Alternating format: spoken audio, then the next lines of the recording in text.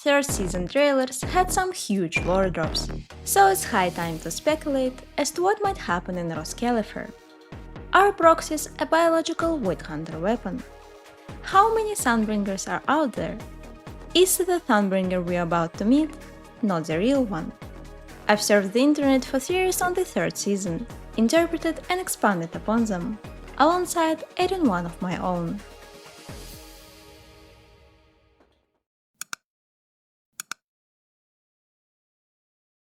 Starting with the most obvious fact, proxies are definitely something special. Throughout the first two seasons, they have been exposed to large amounts of ether, from reacting to the first sacrifice at the Plaza Monument and absorbing Bringer's explosion, to reverting Vivian's corruption and falling under the influence of the Creator, a mysterious entity hidden deep in the hollows.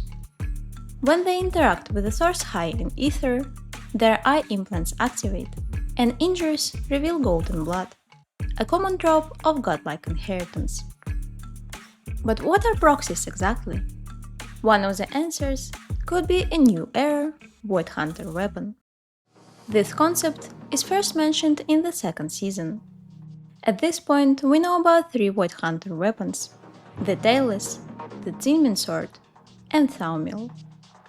According to the memories of Karl Arne, Void Hunter weapons are ancient blades that were forged using the power of the Hollows, enhancing their masters with a tremendous force. The researcher had a theory that in order to control such a weapon, some kind of price had to be paid. Tailless is held by Hoshimi family, starting with the Swordmaster, and the price it demands for its power is the sanity of the holder. Those who overuse the sword would enter a state of bloodthirsty frenzy. Zinmin Sword was forged out of an object with an ability to drain ether. Since its creation, the sword stayed under the Yunguai Samin guard. Wielding such a weapon comes at the price of owner's memories and senses. Thaumiel is a personal weapon of Ramiel Dan, and presumably overwhelming the people that came in contact with it with ether is the price. Harsh side effects make finding a suitable person to host such a weapon challenging, as we saw in the case of Yeshun-Guan, who was imprinted on by the Zinmin Sword and had to suffer the consequences of the connection that she herself didn't seek. But considering the power that this weapon gave to their owners, it's no surprise that multiple parties are involved in the research. Planting a weapon within a person, or outright forging a biological Void Hunter weapon, could have been a healers' experiment at creating a powerful being without the side effects. There are many hints in the game that could be interpreted as supporting points for this theory. The symbol that shows up in the proxy's eyes looks similar to a Void Hunter one. And the mayor, who seems to be collecting Void Hunters and was an acquaintance to Karl Arne, insists on keeping proxies close, despite their outlawed occupation. In order to find holes in this theory, we have to look at Sid Jr., another child experiment of Healer's Academy. Rather than being a weapon by herself, she's a human with an extraordinary resistance to ether. It makes me think that Healer's goal could have been a human evolution into coexisting with the Hollows, rather than creating bioweapons that might not even turn the tides in a never-ending fight against Hollow expansion. But to dive further into the ideas about Proxy's origin, I should point out some connections between their current ailed state and Primordial Nightmare, an artificial being, the messenger of the Creator. It all starts with the porcelloi, a special material that has ether-stabilizing property. Within an enormous visit to a video store, confirmed that Primordial Nightmare's body was shaped with this alloy. Proxies, who have been suffering from ether instability for a while, find porcelloi comforting, and join the Hollow Champion competition to obtain a W engine made out of it. What attracts them to porcelloi so much? In one of the Karl Arne's flashbacks, we see Bell and Weiss silhouettes completely made out of ether. So what if Belle and Weiss were to be completely artificial beings? Until now, we haven't learned any of their memories prior to the Helios Academy. They never mentioned their parents or early childhood. It's almost like their life starts within the walls of a lab. In the beginning of the game, their eye implants have been suppressing their ether aptitude and keeping them away from the Hollows. But the interference of the mayor in the end of the first season led to Proxies being involved in Hollow incidents directly, further destabilizing their ether balance. The theory of their artificial origin can also be seen in the similarities in Primordial Nightmare and Scorched Horizons details, particularly in their translucent and veiny arms. So whatever Carol Arna tried to achieve with the Proxies, it might have resulted in an unstable being, Scorched Horizon, that went berserk at least once before. In the simplest explanation, the incidents that I've caused could imply that the fall of the old capital was caused by Proxy's etherical other going haywire. But I would find this explanation to one of the biggest mysteries in the game to be the most cliché one. Still, it is quite likely that the night of the disaster, Proxies met in their etheric form. As the Exalted Adept, Lockspring, praised them for trying to save everyone during this time. What kind of help Proxies will get in Roscaelifer?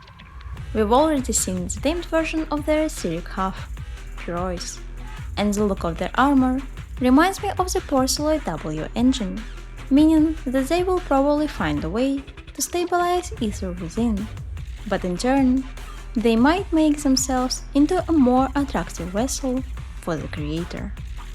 Even if the Phaethon experiment came at such a high price, weirdly, I still think that Carol Arna deeply believed in the goal of adapting humans to the Hollows, acting out of love for humanity, not hatred.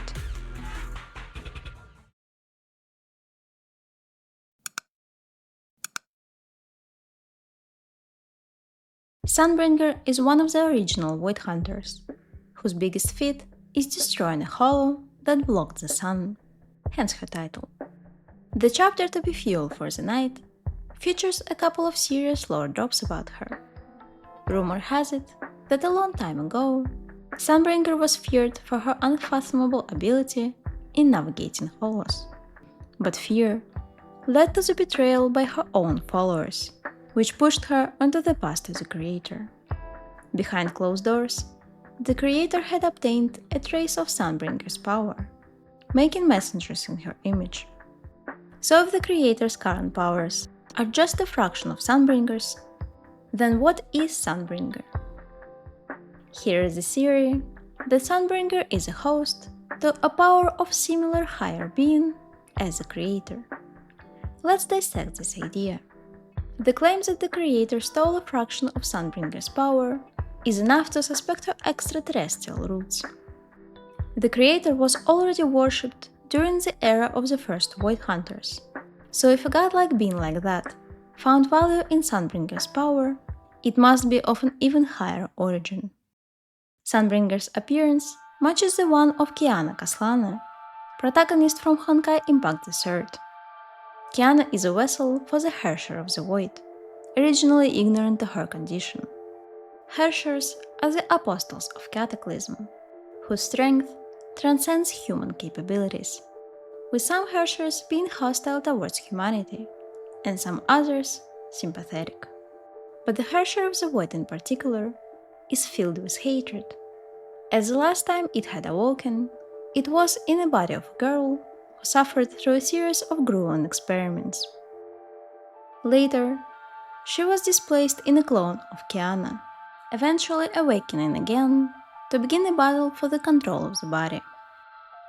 Fueled by a resolve to change the imperfect world into the one she wanted, Kiana had mastered a portion of the Herrscher of the Void's power, and her appearance changed, giving her duochrome eyes, which coincidentally are the same colors in the same order as Sunbringer's. Additionally, Hersher of the Void has authority over space and travel, which matches Sunbringer's inhuman skill in navigating hollows. The idea of inner duality was established in the second season as one of the core concepts in the game's lore.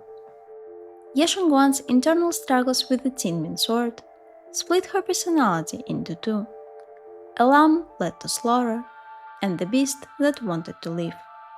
Only after accepting her self-sacrificing nature as the source of her strength, Yeshengwan was able to heal her inner conflict. Proxies' etheric other might also be a result of a deep struggle, for example repressed guilt, over what had happened during the old capital fall. So could it be that the source of Sunbringer's power is a hateful eldritch being inside her, feeding on the betrayal by humanity that she tried to protect so hard? The best weapon against hatred is love. And who is a better carrier of love than a sixth winged seraph, Ramiel, who bears an uncanny resemblance to another Honkai Impact the Third character, Elysia. Born Hersher, Elysia became the first of them to grow among humans, and nourished a desire to help them instead of bringing destruction. Her death alters the fate itself, and becomes the source of fallen Hersher's ability to choose to stand on the side of humanity in the battle. Remember the line said by Ramiel: "Helios is a cause tied to me, but the effect tied to you." Seeing what her weapon did to the Proxies, I wouldn't stretch the truth far if I assumed that Ramiel was the reason for Helios to exist in the first place, and her power laid the foundation for Academy's experiments. I find the theory behind Sunbringer and Ramiel's inspirations to be quite exciting. Not every day that you can witness a conflict between love and hatred incarnate. Not to mention that if Sunbringer is truly a version of Kiana, then what we meet in Roscaelifer might not even be a true Sunbringer at all, and the real one might be somewhere else entirely. However, ZZZ is stated to not be related to Honkai universe at all, so any likeness might be just a coincidence, or simply a visual hook offering a sense of familiarity to players. Besides, Lockspring, who recounted to us a story of Sunbringer, is quite an unreliable narrator. I wouldn't trust the word of someone who was so easily influenced by the Exaltists. A person filled with hatred wouldn't be able to create such a beautiful testament to civilization as Roscaelifer.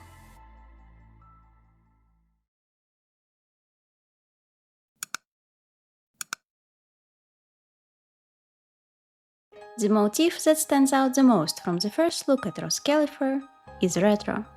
From car designs and clothing, to elegant architecture and telephone booths. Clocks that are seen on almost every single frame further highlight the old feel of the area. When Ramiel ventures to New Eridu, she is unfamiliar with all the fun, modern things: milk tea, new arcade machines, and indie stores.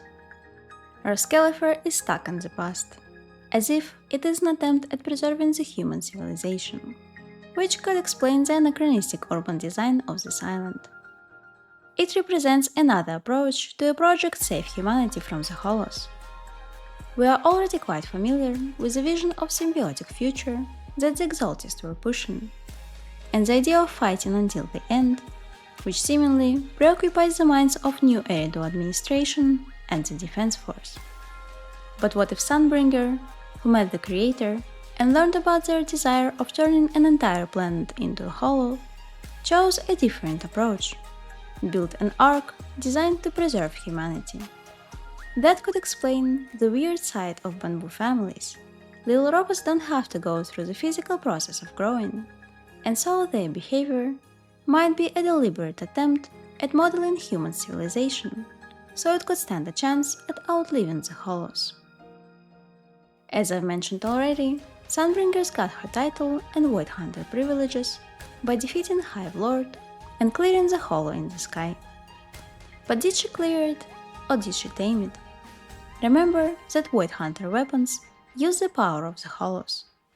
Roscaelifer is Sunbringer's Witch Hunter weapon, an answer to the whole problem, created with the goal of giving humanity the tools to battle the calamity now, and in the case of defeat, preserving the memory.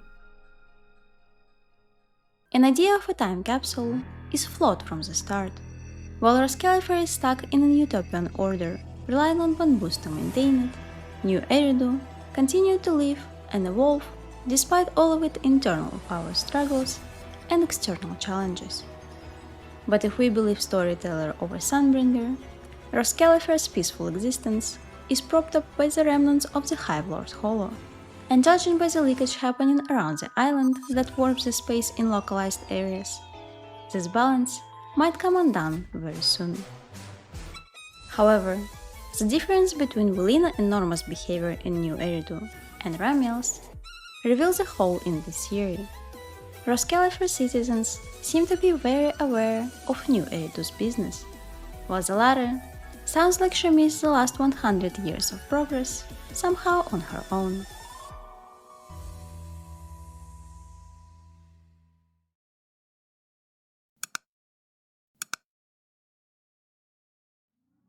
Ramiel's playful personality creates the impression that her longevity is a given. But how did Sunbringer manage to survive for this long? From the promotional materials to the third season, we've learned that there are at least 3 intelligent construct Sunbringers ruling over the majority of Roscaelifer government sections. Throughout her life, she was known as a genius inventor. Her work still shapes the daily life of New Eridans, from little helper bamboos to the materials that make whole exploration possible. So her split might be just a part of the scientific process. In alchemy, the goal of an ultimate journey, magnum opus, is transmuting primitive materials into a divine entity. All materials are built from the tria prima: sulfur, salt, and mercury. The transformation is achieved in several stages. First is a darkening of starting matter, turning it into chaos. Second is the process of separating the matter into opposing forces. The last stage before achieving the divine is a recombination of parts into a new whole being, called rebis. The impurities are removed in the process, resulting in perfection. New Eridu world itself is at the first stage of the transformation, sinking deep into the hollows, where base materials of the physical world get corrupted, turning into chaotic black crystallic matter.